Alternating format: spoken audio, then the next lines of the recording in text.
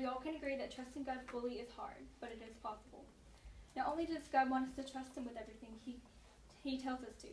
Proverbs 3:5-6 says, "Trust in the Lord with all your heart and lean not on your own understanding. In all your ways acknowledge him, and he will make your path straight."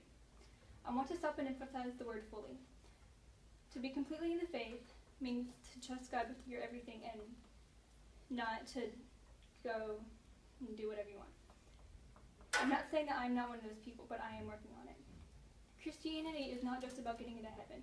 It's about living with full abandon. Yeah, that's good. Giving everything to God. Letting everything go. Mother Teresa is one of the best examples of this. She voluntarily lived in poverty. Why? Because God wanted her to. Spending every moment of her life with the outcast and the least of us was exactly what she and God wanted for her life. She didn't worry about about her next meal or the money on her or the clothes on her back. She trusted God fully. Mother Teresa didn't trust God fully overnight, and neither can we. But if we give him everything little bit by little bit, it is possible. Start off by giving him something minor, like a person you can hardly stand, and ask God to change something about him or you. Then work your way up to everything, from the little minor problems to how your life is led. You can't do this by yourself. God has to help you. It is hard, but it is possible with God's help. We have to teach ourselves to, when problems arise, go immediately to God for him to handle and not try to handle it on our own.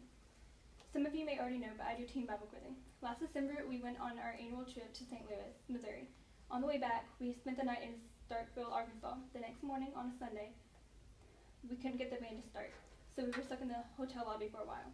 Once we finally got the van to start, I asked our main chaperone if he was at all nervous that we wouldn't be able to get the van to start. He shrugged and said, "Not really. I knew that God would handle it." A major problem, and he didn't panic. He gave it directly to God for him to handle, and it turned out to be a fantastic move. The last step in prayer is yielding, which is the second step in Proverbs 3:5-6. In Mark 14:36, Jesus trusts that God knows what he is doing. He says, "Abba, Father, with you everything is possible. Take this cup from me, yet not as I will, but as you will." Yielding is giving your problems to God and trusting that he will handle it the way he knows best, and that way is not always the way that we think is best. Trusting God is not like trusting your flesh and blood friend because you can see them. As we as humans need to physically see or touch something to be able to trust them. God is our friend, but we can't see him. If you gave your friend a $100 bill and asked him to watch it for a day, you wouldn't be super worried that you wouldn't get it back at the end of the day. But if you put a $100 bill on the sidewalk and asked God to watch it for a day, you probably wouldn't be super optimistic that you wouldn't get it back at the end of the day. God rewards those who place their trust in him, as Nahum 1:7 says. Just look at Job. He had everything he could wish for, and God allowed Satan to destroy it all. And yet Job trusted that God knew what he was doing, and he rewarded him with so much more than he had before. Job 37:5 says, God's voice thunders in marvelous ways. He does great things beyond our understanding. We can't fully understand what God's plan is, but we have to trust that it is good. Jeremiah says that God knows the plans he has for us to prosper and not to harm us. Casting Crowns wrote a song called Already There, and some of the lyrics are, "One day I'll stand before you and look back on the life I've led. I can't wait to enjoy the view and see how all the pieces fit."